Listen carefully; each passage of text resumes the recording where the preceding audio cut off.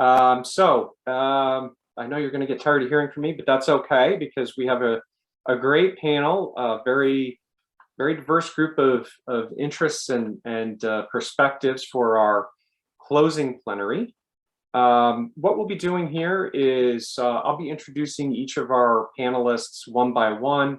I'll give them a few questions sort of to help prompt the reflection of what they've heard over the last couple of days. And then as time allows, we can open it up for some broader questions among the panelists or even some of the comments that some of you all may have. So without further ado, our first panelist is Mike Jones. Mike is the Environmental Outreach Program Manager for U.S. Fleet Forces Command at the U.S. Navy.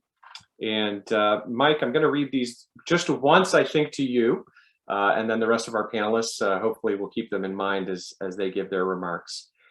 What have you heard during the forum, and what are your key takeaways? What do you see as some of the key challenges and opportunities for the region?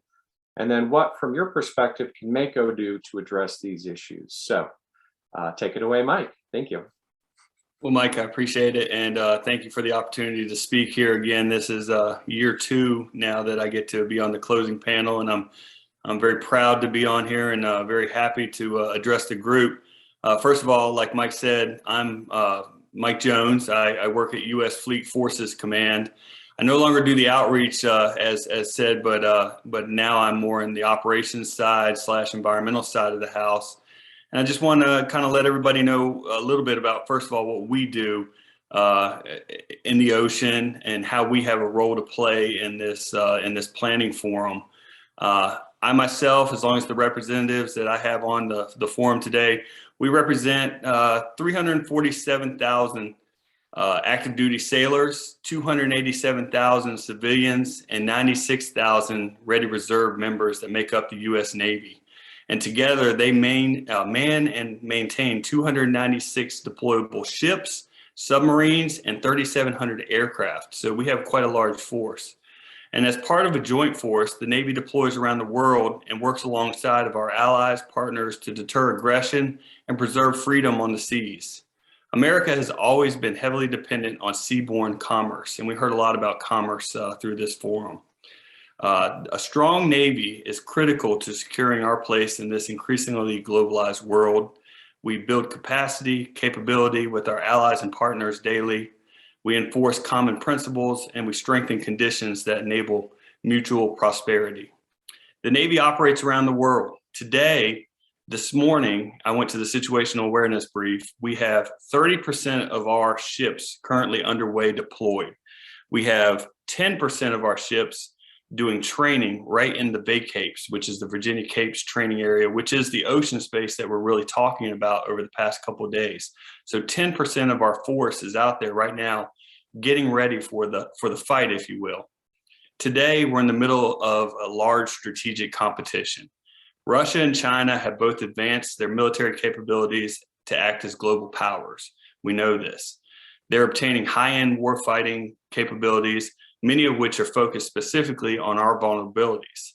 They continue to develop and field information-enabled weapons, both kinetic and non-kinetic weapons, increasing in range, precision, and destructive capabilities. Russia's recent actions on Ukraine and China's actions in the South China Sea leave little doubt to their intentions. They're not the only threat. We're seeing increased threats from North Korea, from Iran and their nuclear ambitions. And it's critical to us to have a ready, capable force that is trained and manned and able to defend against that. But what I wanted to talk about was a little bit about the marine mammal aspect and the ocean or the wind aspect that we've talked about over the past 2 days. The Navy itself has quite a bit of potential impact, just like wind turbines could have potential impact on the environment, shipping could as well. And so I want to talk about our compliance efforts alongside of the compliance efforts that I've heard throughout the week. The Navy's at-sea compliance efforts have continually evolved as a result of both policy and better science that's come out. To be ready to fulfill our mission, the Navy must ensure uninterrupted training and testing. We must also comply with a suite of federal laws and regulations. The Navy obtains permits to conduct activities that may result in impacts to protected species. These permits come from NOAA NIMS most of the time.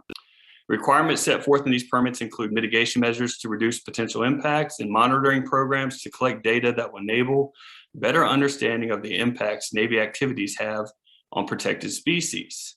So with these programs, the Navy actually has 3 marine mammal monitoring offices and programs that contribute $20 million annually to marine mammal research. This is, in our estimation, about 25% of all the funding spent on marine mammal research in the United States annually. The 3 programs are the Office of Naval Research Marine Mammals and Biology Program, the Living Marine Resources Program, and the U.S. Navy Marine Species Monitoring Program. So we're also concerned about wind and wind energy. The current lease sale that's going on right now, there is a tasker that came out from the Pentagon, from the siting clearinghouse, the DoD siting clearinghouse, to all the fleets saying, hey, fleet, what potential impact could this lease sale have on you? So we're currently gathering information. We don't know exactly, but our key message here is we want to do wind. We're all for wind, just like we heard throughout the forum, but we want to do it smartly so that it enables our mission as well as enables the mission of the wind energy industry. So finally, what I wanted to leave you with is the U.S. Navy must preserve its training space to achieve required military readiness. And to do so, we need to rely on sound science and supported policies. New science development, especially behavioral response, is critically needed to help the Navy meet its readiness mission while complying with current environmental laws and regulations. Those are the 2 things, the 2 key messages I wanted to leave this group with, and the 2 key things that I heard throughout the whole week was marine mammals and wind, the 2 things that Navy is very concerned about, meeting our mission, but also complying with that and working partnerships, like we've said, with the Coast Guard, with the wind energy, with all the regulatory bodies and the other industries involved. And that's what I had for you to start out with, Mike. Over to you. Great. Thanks so much, Mike. Those are great thoughts and a great way to kick us off. Next up, we have Kim Cole. Kim is the chair of the MACO Management Board and the Environmental Program Administrator for the Coastal Program section of the Division of Climate, Coastal, and Energy at the Delaware Department of Natural Resources, and I think Environmental Conservation. If I'm not getting that acronym wrong, but if I am, Kim. Anyway, Kim, we'll turn it over to you to give us some of your thoughts. Thanks, Mike. It was close, environmental control, but but thank you. Appreciate the opportunity to share my first blush thoughts. I'm someone who likes to sit and think on things. So I will say that I'm still processing and synthesizing what I've heard yesterday and this morning. So sort of high level bullet type takeaways in my mind. And so this is not all inclusive. Obviously, a healthy ocean ecosystem and a sustainable ocean economy go hand in hand. As Darren said today, maximizing co-use of the ocean. It's clear that the importance of the ocean and its multiple uses is recognized. I'm grateful for the support that is being given to help address and manage uses, both with the resources being made available through groups interested in building collaborative efforts, and through resources being made available and through the groups that are interested, right, working together, building collaborative efforts. I'm inspired by the interest of all the users and stakeholders who want to engage in discussions, as was said earlier today, even the hard ones, right? Also noted the importance of stakeholder and public accessibility to data.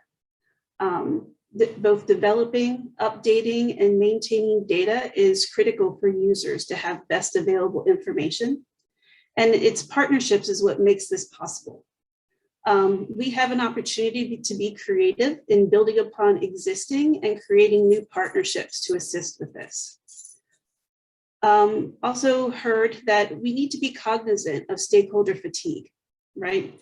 And identifying and prioritizing like a roadmap for opportunities for them to be able to get involved.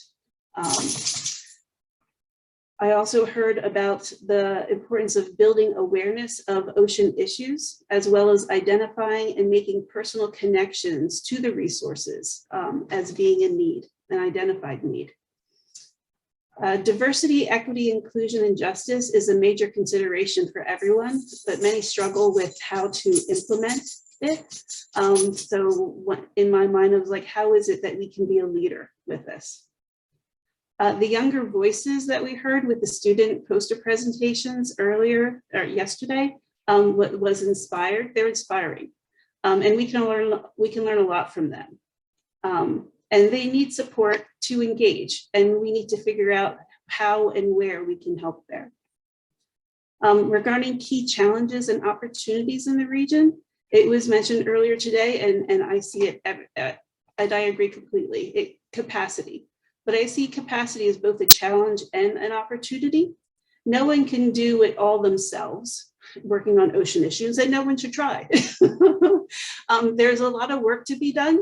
And at the same time, if we want to tackle an issue or a topic, we want to ensure that the capacity is there to do it well, right? It's why I'm so excited about the Regional Ocean Partnership funding through the infrastructure bill as an opportunity to ensure that we have the capacity to be able to make progress on ocean issues. We need all the varieties of technical expertise and perspectives to come together to make progress on an issue. That is clear. Necessity is the mother of invention and possibly collaboration to help with capacity issues. So I look forward to that. For what MACO can do to help address the issues is I see MACO as a convener, a platform to engage with communities affected by the ocean issues, possibly be a leader on DEIJ and ocean issues. Being able to provide a mechanism to engage and continue dialogue, even difficult dialogue between ocean users.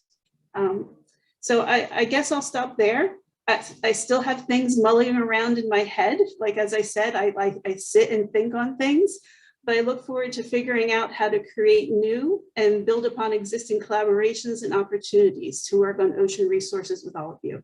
Thank you. Great, thank you, Kim. And as one muller to another, I can certainly appreciate the spirit of wanting to think about things and continuing to digest them. Next up, we have Dr. Kelsey Leonard from the Shinnecock Indian Nation. Kelsey, if you're able to turn on your camera, that would be great. There you are. There we go. Well, it's wonderful. It's good to be with everyone today. I think we've had some really great conversations over the past few days, and I echo what my other panelists have shared so far in terms of next steps and considerations. I think the big contribution I want to make in terms of sort of some summative thoughts as we close out our conversations today is to think about how are we building broader networks across MACO? I think we really are and have been innovating in the Mid-Atlantic for over a decade. I just don't know if the rest of the world knows that. And so I think it would be really great for us to think about, even leaning into what Darren shared with us earlier through the national policy, but leaning into how we can build stronger networks, both with other federal agencies and states, across stakeholders, but really thinking about looking back across the past 10 years, what have we learned? Where have we innovated? And how can we share some of those best practices or wise practices with others and scale up that innovation and those resources for more projects that really work towards ocean restoration and some of the blue economy ideas that we've been speaking towards this week. I think there also is on the horizon an aspect of data and technology and artificial intelligence, as well as ocean observing systems that we may not be fully tapping into. And I think we need to have more conversations around so that there is greater coordination and synergy. And so the portal has done a wonderful job in elevating that conversation for us, but I definitely think there's a lot more work that we can do in those spaces. And along those ways, it's always kind of thinking about who are the people that are not in this room, in this virtual space. We have a bit of an echo chamber here.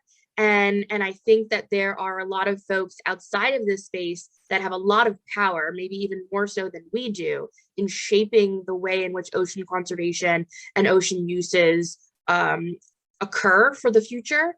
And I think it's important that we try and get into those spaces or coordinate more. And the only way I can think about that in sort of more practical terms for those who may find these comments a bit ambiguous is around big tech, is around the, the Bezoses and the Musks and what they're doing and how they are reshaping our relationship to the ocean.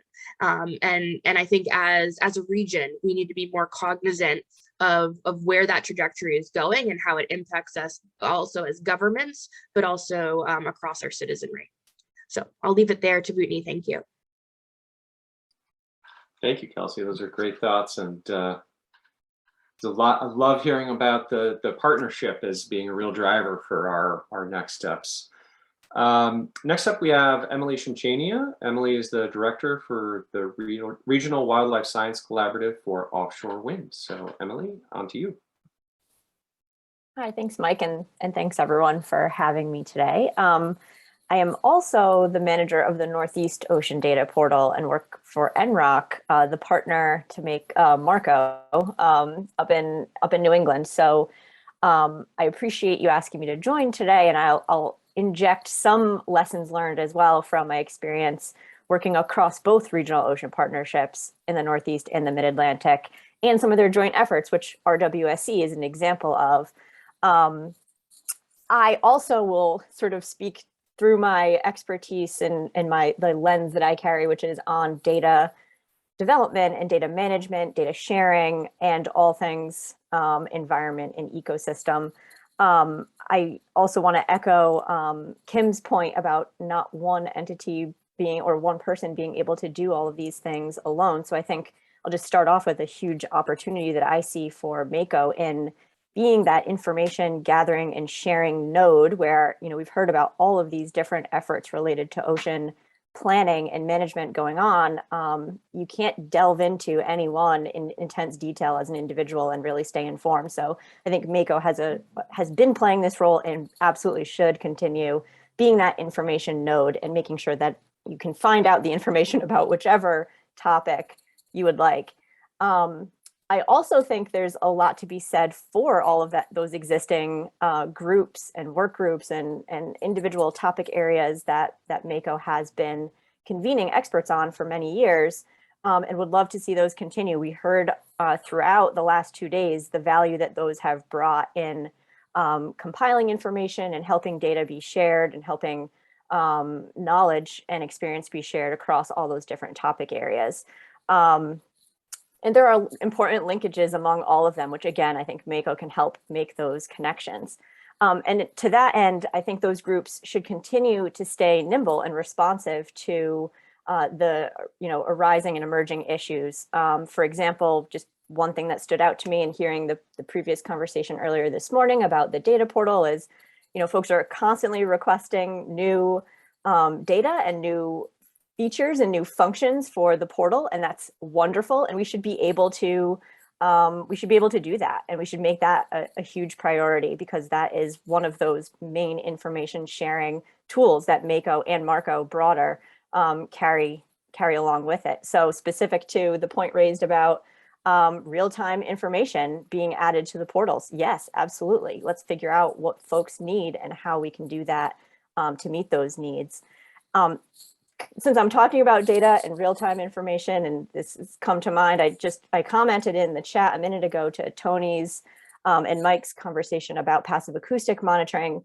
And Mike had many comments about marine mammals and the interactions with offshore wind, which is of course a core interest and area of work for the Regional Wildlife Science Collaborative, there's been a marine mammal subcommittee meeting for the past 5 or 6 months to look at those issues specifically. And many of the groups involved collecting data out there have benefited very much from all of that wonderful Navy funding that Mike talked about, including our marine life work groups in developing the marine mammal data products that you see on the portal. So like the connections are all over the place here for all of these efforts coming together, and MACO is right in the middle of them. But for marine mammals specifically, and some of the monitoring that Tony and Mike were discussing in the chat, a passive acoustic monitoring network for detecting marine mammals is in the works at the Atlantic coast scale. And our marine mammal subcommittee has been working to develop that. It's nascent at this point, but there's a lot of ongoing conversations. And if folks are interested, I encourage you to contact us and we can connect you. This is one of those nodes where you could dive deep and be lost for decades on all the details of what it takes to put together a passive acoustic monitoring network. It's one thing I'm learning now as this new director of the RWSC. So we'll continue to work with and communicate with MACO and our partners here to make sure that our node is connected to all the others, and we create these pathways for people to be engaged when they want and where they want. So I'll conclude my comments there. Thanks, Mike.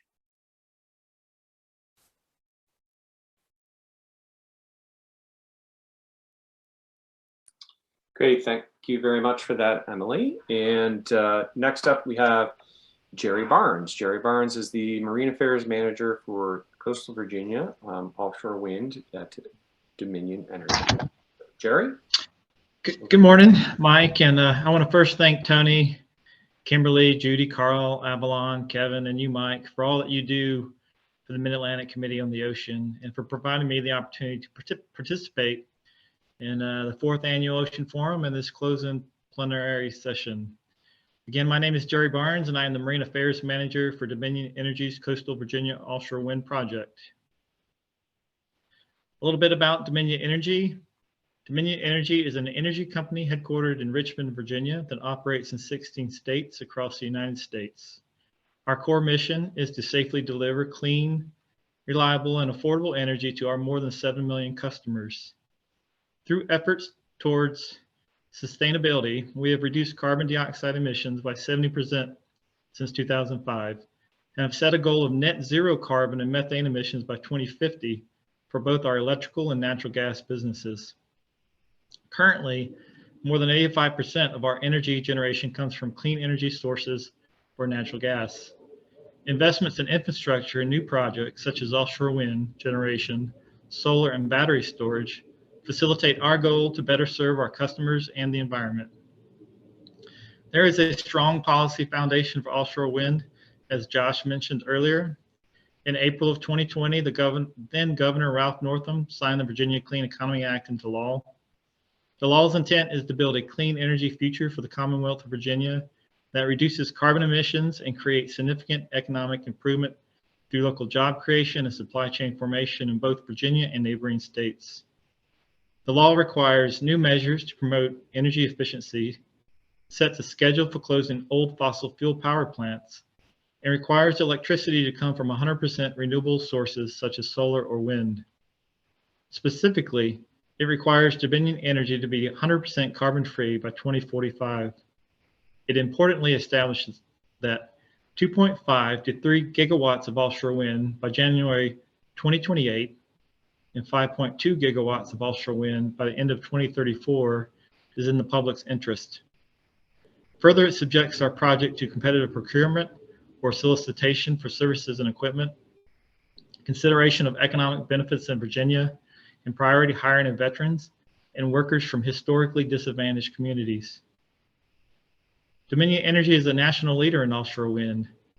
Located 27 miles off the coast of Virginia Beach, Coastal Virginia Offshore Wind, known as CVOW, is paving the way to a clean energy future in Virginia. Our 2 test turbine pilot project, which became operational in October 2020, is the first offshore wind project installed in federal waters and the only project developed and owned by an electric utility. Designed to inform development of our commercial project and the offshore wind industry as a whole, in its first 18 months of service, the the pilot project has exceeded our performance expectations and demonstrated that offshore wind works. Our commercial project builds on this success. Located just east of the pilot project, the commercial project, once completed, will generate enough clean, sustainable energy to power up to 660,000 homes. By harnessing the power of the wind, the project will avoid or displace as much as 5 million metric tons of carbon dioxide emissions annually, which is the carbon equivalent of removing 1 million non-electric cars from the road each year. As a result of this clean energy investment, our project will serve as a critical resource towards meeting Virginia's objective of carbon-free energy by 2045, while being fully protective of the environment and sensitive to the needs of the communities we serve. Development of our commercial project continues to be on schedule and on budget. Major contracts valued at nearly $7 billion were completed and signed in late 2021. These include contracts for foundations, transition pieces, substations, transportation, installation and subsea cabling, and turbine supply and long-term service agreements. The federal permitting process also continues, and the next major milestone is receipt of the draft environmental impact statement expected in the second half of this year. At Dominion Energy, we remain committed to working with Virginia's mariners and fishing communities on the CVAL project to limit disruptions to offshore activities and protect the region's diverse range of marine life. Over the last several years, we have conducted more than 24 studies and surveys to ensure protection of the ocean environment, including avian life, and we are presently working with the Virginia Institute of Marine Science and affected fishermen to conduct fishery monitoring studies for black sea bass and whelk. The purpose of these studies is to identify the potential impacts of our project on the maritime environment so that we may avoid or mitigate those impacts, and where necessary, provide compensation. It is our belief that offshore wind and commercial and recreational fishing and other uses can not only coexist, but be mutually beneficial through the mitigation of climate change, creation of maritime jobs, and enhancement of fisheries due to an increase in habitat and ecosystems. That concludes my prepared remarks. I want to sincerely thank MACO and MARCO for all the regional information sharing, collaboration, and coordination, and I look forward to our continued discussions. But regard to specific takeaways, I have a few. It's easy to see from our discussions over the last 2 days that the ocean environment is exceedingly complex and is under increasing demands, and that the MARCO data portal is an excellent tool and service provider to all ocean users. I use it regularly in my position as a CVAL Mariners, the Marine Affairs Manager. It just highlights that there is an increasing need for a regional approach in ocean planning, and that your focus should continue on information sharing, collaboration, and coordination.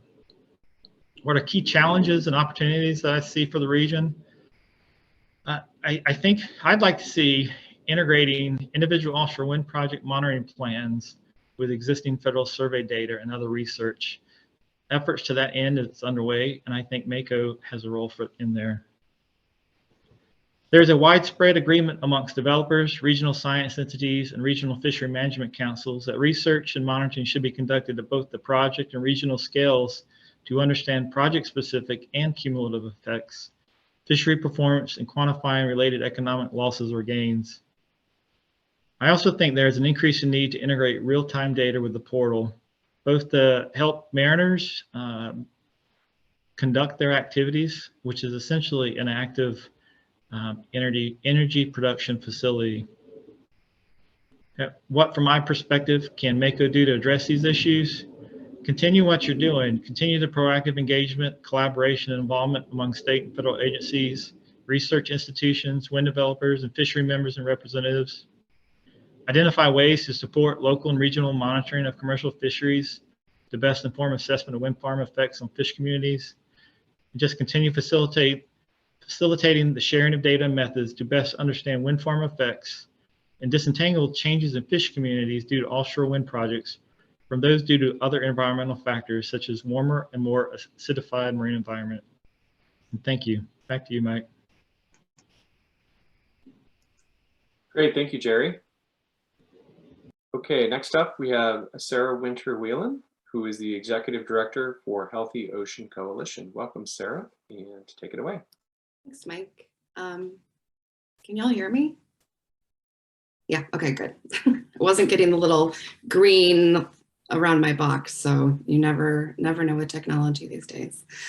Well, first I just want to say thank you to MACO and MACO for asking me to participate in the closing panel. It's a great responsibility to add my voice on conservation to this amazing group of folks. I'm having a hard time not wanting to repeat what everyone has already said. So I just want to second all of the panelists' great comments around what they've heard over the last 2 days, and try and add a couple additional things. I too, like Kim, I'm a muller, so I have a bunch of bullets and a bunch of like sub bullets of all of the things that I've heard. But I guess I want to take it back to try and frame my thoughts on how we started the forum. At the start of yesterday, I really took to heart Mike, your call for us to use these 2 days for optimism and partnership, and Keisha's inspiring call for us to turn conversation into real action because we really don't have time to not coordinate anymore. And so I tried to use those things as the lens upon which I took in the forum's presentations and panels both yesterday and this morning, and kind of framed it in urgent, optimistic action. And so I have a couple of takeaways, I think, that fit within that framework. I know that I'll think of more as time goes on. This has been a lot really in the last day and a half, and have been really impressed with all of the panels and all of the work that has been going on that you just don't hear about until you come together in this sort of situation. So I just really appreciate everyone who's participated so far. So some of my initial takeaways, and no one who's ever heard me talk about ocean planning before will be surprised that the first thing that I always talk about is stakeholder engagement. So one of my takeaways from the last 2 days is the hope that MACO will continue to raise the voices of stakeholders who are already here, like Kelsey said, getting out of our echo chamber and really getting out into communities, diverse organizations, young professionals, and other stakeholders who can help increase the diversity and inclusivity of the perspective of MACO's work, bringing back workshops and flexible engagement to reduce stakeholder burnout, I think is something that MACO can really think about. I definitely found a lot of that optimism in the poster presentations, and really commend MACO for giving those students and young professionals prime time space to share their perspectives, because they really brought into the conversation stakeholder burnout, which we hadn't heard before that presentation, and inclusive engagement of communities. And so I think that that's a really important piece that I'm taking away from the forum. Keisha also opened the forum with some really strong and inspiring remarks, and how can MACO weave her call into its operations and plans, including the portal. And so I look forward to more conversations that can turn into action around inclusivity. I also think there are some real opportunities to roll up some of the amazing regional work that's happening through MACO and MARCO through the Biden administration's initiatives. And I think that echoes a little bit about what Darren spoke about this morning. So the Justice 40 initiative and the Ocean Policy Committee's work on creating its Ocean Climate Action Plan, along with the administration's implementation of its America the Beautiful initiative. I think that implementation of 30 by 30 and this Ocean Action Plan is going to need regional support. It's going to need regional implementation, and MARCO and MACO should have a specific role in elevating its priorities to the federal government in how they should be implementing these overarching federal initiatives with the priorities of the Mid-Atlantic region. And then I think my final takeaway before I'll mention a couple of challenges and opportunities is, or maybe this is an opportunity and a challenge, is a need for an ocean conservation work group.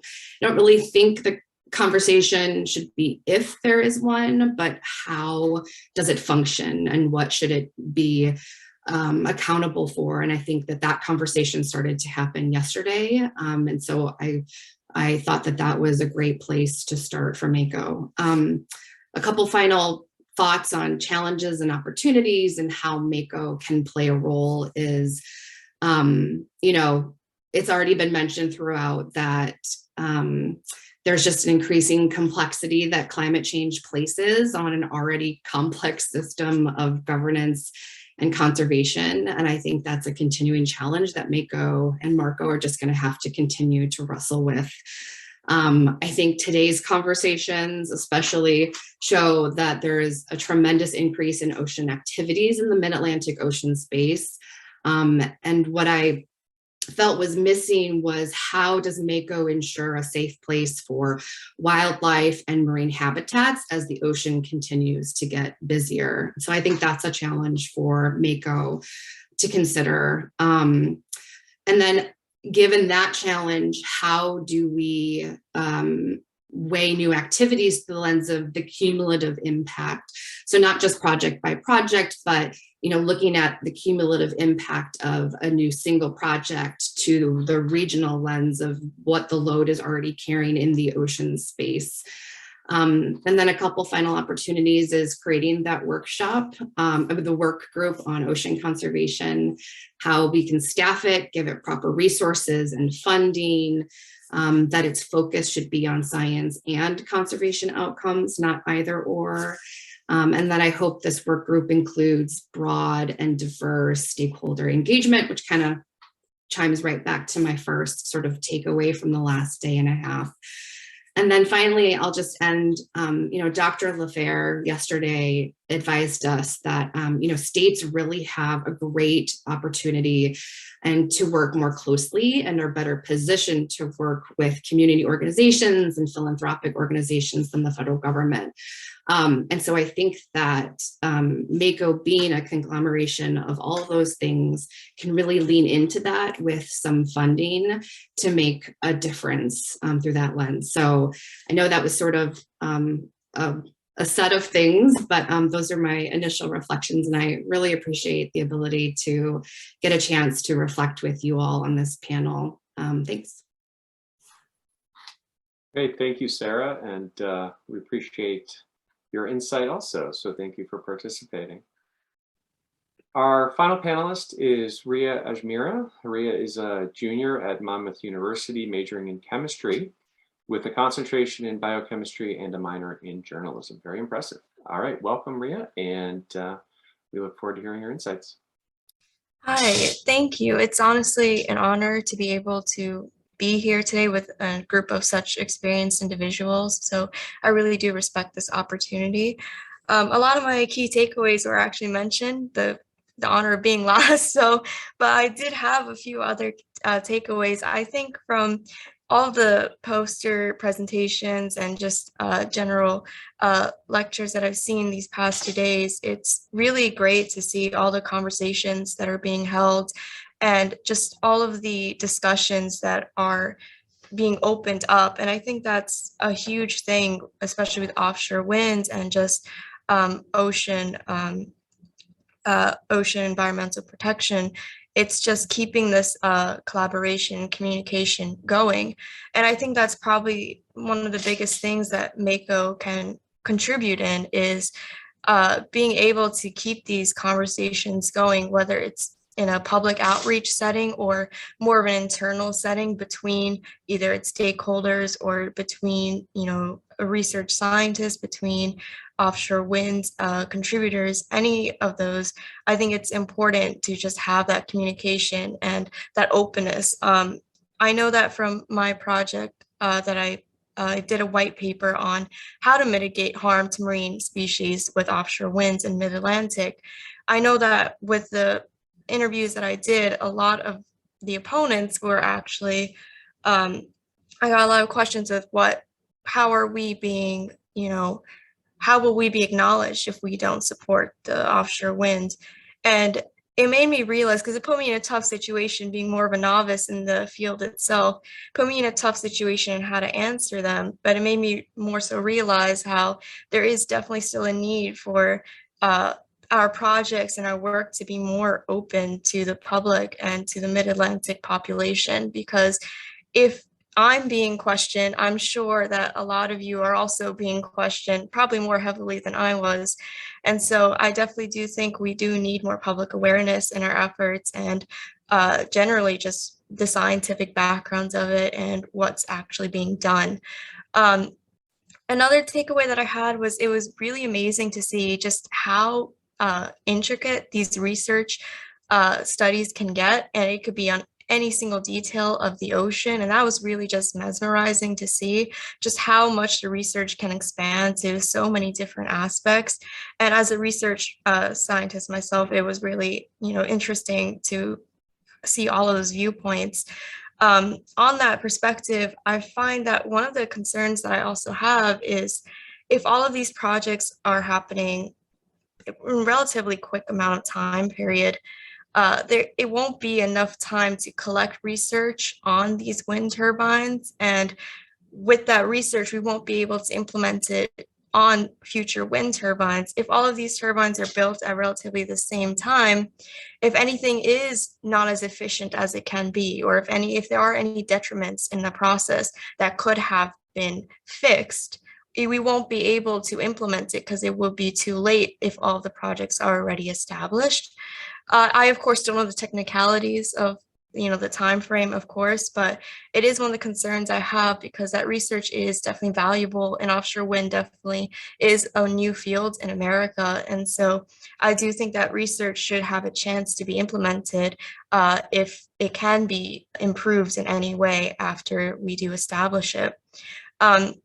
Another point that I had was, I think that it's amazing to see how open we are in discussions. We are, open to questions. We are open to seeing any challenges or hurdles that we may have missed. And I find that open-minded mindset very beneficial in these projects. So that was very nice to see. And I think this is just a really nice group of people that I was able to be able to listen to and be able to see how these discussions unfold. Another concern that I did have, which was more specific, but with the North Atlantic right whale, I do realize that vessel strikes are definitely one of the major concerns with whales. And when I read through the Vineyard reports, I know that they said one of the regulations would be having vessels operate at less than 10 knots in order to avoid any, harmful vessel collisions. However, I do think that maybe there should be a mandatory sighting program for any workers that are on seas during the construction sites. And if they do see any sort of whale, that they could stop in time so we can avoid a collision at all. I'm not sure if there is a program like this in place, but I did see someone in the chat also mentioned North Atlantic right whale, and it did just spark that thought, actually. And so I thought I'd mention that as well. Other than that, I am very hopeful, and I do see the offshore wind, the future of it being really good in America. And I do hope for the best, obviously, because it would be amazing to be able to implement our ocean in a new way and be able to have all of these energy benefits. And so I'm really glad to see these discussions unfold, and I'm really happy to be able to be a part of it. As a student, I really do hope that these communications, these collaborations continue. And even with the younger population, having this opportunity available and more publicized towards maybe a younger audience, it would be great to attract more of a younger audience in order to allow them to become more incorporated within these practices if they weren't before. Other than that, I think it's great. And I really, can't wait to see what else is done in the future. That's it for me. Great, that was fantastic, Rhea, and I'm glad we had you go last because that was a really nice way to sum up some of the, I think some of the challenges and some of the opportunities that we all have moving forward. And so on this panel, we have folks representing kind of the inner workings of MACO, you know, the chair of MACO, the chair of MARCO. We also have, you know, folks who are maybe a little bit more on the side of being a stakeholder or somebody who is, you know, looking to help influence the overall direction of government. The question that I think Kelsey really aptly raised and very succinctly put is, who's not here, right? So as we think about partnerships, as we think about, you know, where to broaden our own ability to get things done, to really make a positive outcome happen, how do we identify who's not here? Do we know who's not here? And then, you know, how do we get out of our own echo chamber and really start to build some of those bridges? I know, you know, the MACO Forum, this is a great opportunity, you know, to bring new ideas and new perspectives in. But it is still in its way very focused on, you know, the usual suspects, as it were, those of us who have an interest in the ocean. I heard myself a couple of times throughout the course of the last few days, and I think Rhea just very appropriately put a fine point on it. You know, the people that we're not reaching are the people that maybe don't see the world the same way we do. And what's the benefit for them in being our partner? And how do we really draw them in a meaningful way so that their needs and perspectives get incorporated? So I'm just going to open it up to the panel. You know, how do you see, you know, our ability as MACO to really expand those partnerships in a meaningful way, and to do it with groups or with individuals that we may not normally be reaching? Are there opportunities that we should be thinking more about, or techniques that we should be employing to kind of broaden our own horizons, as it were?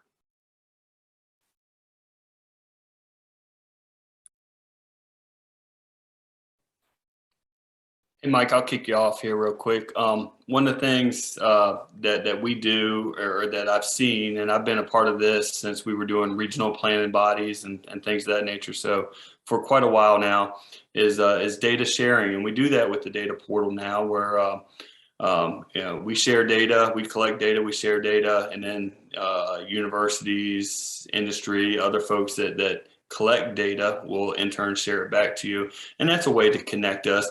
We've been doing a great job over the years, a really great job of in the good old days before COVID, of tons of in-person meetings and having public meetings where we would share our ideas and our thoughts and how we were moving forward with the plan and such. And now in this electronic format, it seemed like we had about 100 or so folks attend each day. I'd love to see that number go up, where we had more participation throughout, just possibly a way of getting the word out better, maybe of what we're trying to do collaboratively as a group. I was really impressed with Raya's comments, as a student from Monmouth, and just the way she was thinking about things. That right there was refreshing to me, to hear that she's conducted a project, she's got question on it. We're all doing that type of work, and we all kind of get in our corners a little bit and defend our projects because of the missions of our agencies or the missions of our organization. But ultimately, the reason why all of us are here right now is to link as partners and to figure out a proper way to move forward in using this space that we're all talking about, this space in the ocean. And I don't have all the answers, but I like what we're doing. I like the path that we're on, and I see that we've got significant numbers of people involved now, and I would recommend that each one of these folks that are at different state agencies, federal agencies, non-governmental agencies, students, that they tell someone about what we're doing, that they link them in, that they bring them into the next forum and ask them to participate, and we build it from a grassroots point of view. Hope that's helpful, Mike. Yeah, absolutely. Thank you. Mike, I think the other thing I didn't get to mention earlier, but I think when we think about this work of building partnerships and expanding networks and who's not in the room, money and resources and funders. There are these sort of pendulum swings of when our ocean research gets and our ocean collaboration work gets funded. I think we're kind of in a downswing of that pendulum right now. And even still, we've bootstrapped and we've been able to, keep this work going and, keep these partnerships and these conversations continuing. But, for those who are in the room, a lot of folks have their cameras off. So that's really not putting names with faces. And I don't know how big your purses are, but maybe yours aren't, but a friend who is. We need more money from Congress, and yes, the infrastructure bill is helping with that, and the ROP bills are helping with that. But I also think there's a lot of private funders who are, throwing money at maybe more like shiny tech projects, and not to the folks who are actually doing the work on the ground, like MACO and like others who have shared today and over the course of the past few days. And so I think there needs to be sort of a redistribution and some balancing out. And I think that only happens if we're able to be more effective in communicating our messaging and what we do as a collaborative network of folks coming together for ocean, for understanding ocean uses as collaborators. So that's what I would say in terms of how do we broaden partnerships. Resources are often a limiting factor. Thank you, Kelsey. And you mentioned a word just now that I've written and circled about 4 times already, listening to all of you, which is messaging. So maybe as we think about these partnerships, what are the messages that you all think really help resonate with people? In our last panel, I was jokingly saying that Tony asked this existential question about, with everything else going on, how do we make the case that this is an important thing? And how do we reconcile some of these, maybe not competing priorities, but at least competition for people's attention and sense of what needs to be the next thing I address? So where are the messages that you all see in your day-to-day that are most effective in getting people to the table, assuming we have some money, or assuming that we have some shared interest? How do we get people motivated to really participate and engage in a meaningful way?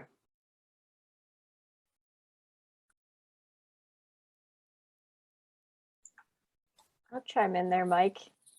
It's okay. I think that that MACO's hook is that a connection to MACO is a connection to all of these other things. And if you connect with MACO, you will be able to learn about or be, influential to all of these other processes and things going on. And so I don't know, I think it's as concise as that. That would be my recommendation, is really bolstering the messaging on how many different things this group does well, and how many networks and connection points are kind of nested within MACO and MARCO. It's really like unraveling an onion or something like that. I think you could pull a lot of people in if they knew that they would be receiving information somewhat efficiently. They won't have to go join 18 different groups to learn about all of the multifaceted ocean issues in the mid-Atlantic. MACO is that connection point. Yeah, I agree with Emily. And I think showing folks the value of this forum and the work that happens, that in addition to all the things that they do, what those folks already do outside of this sphere can be brought in and make MACO and MARCO even better, right? And show, I think a good word is intersectionality, right? This may be about ocean governance and ocean management and ocean conservation, but that I think, everything is tied to the ocean. And so when you try and use messaging that's really inclusive and pulls from all sorts of other different, advocacy or conservation or management perspectives, you can bring more people in when you talk about that, I think, in that way. So definitely that type of messaging, I think, would resonate too. Something I also wanted to add was when I'm always asked like, oh, like why are you interested in this? One of the things I realized is that offshore wind is definitely happening. It's set in stone. It's definitely a project that's going to be happening. And whenever I say that to someone in the public or even an opponent, sometimes the opponents will get riled up by that, I will say, because when you say that the offshore wind is definitely happening, they don't like to hear that. However, it does get them very active in the conversation. And so I think one of the messages that I've found to be very influential is by just letting them know that this is going to happen. And if you want to be a part of it, like this is your time to get into the conversation. Because I think one of the things that people don't realize is that since this is more in the background of things right now, is that, oh, it's taken a hold or it's taken a stall, but no, it's definitely moving forward as we speak. And so I think one of the things that needs to be realized by the public is that this is an ongoing project. It's moving forward, and this is your time now to be a part of it if you have something to want to say.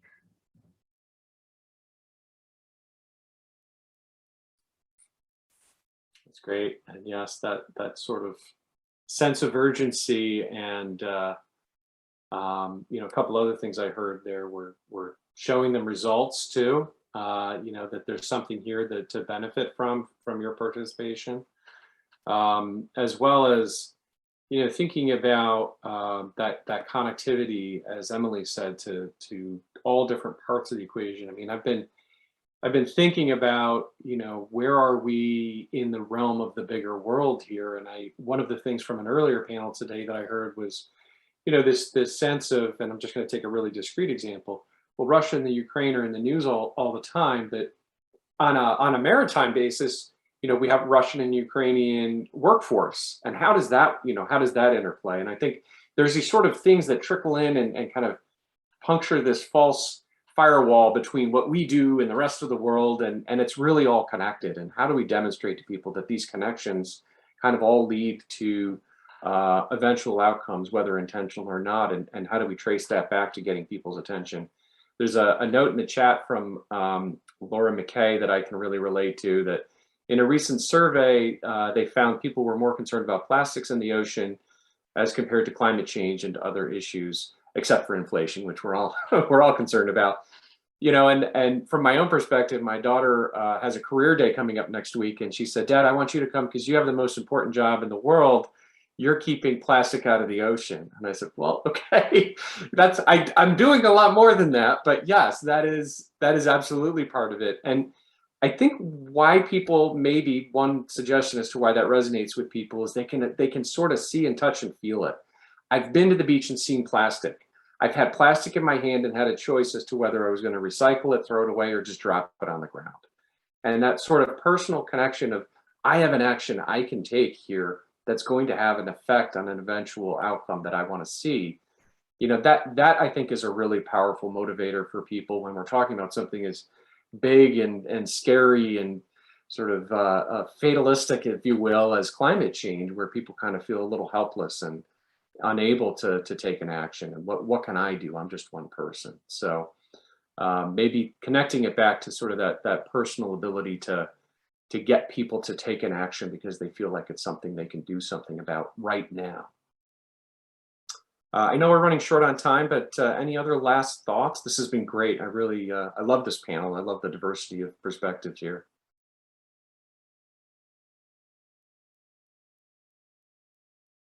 Okay, I think we're right at time anyway, Kim. And as for my usual, probably a little over. So thank you all for indulging us. And this has been great. I really appreciate the panelists. So a big thank you to all of you for your participation the last couple of days and for helping us wrap things up today. So with that, I am going to turn it over to Kim for closing remarks.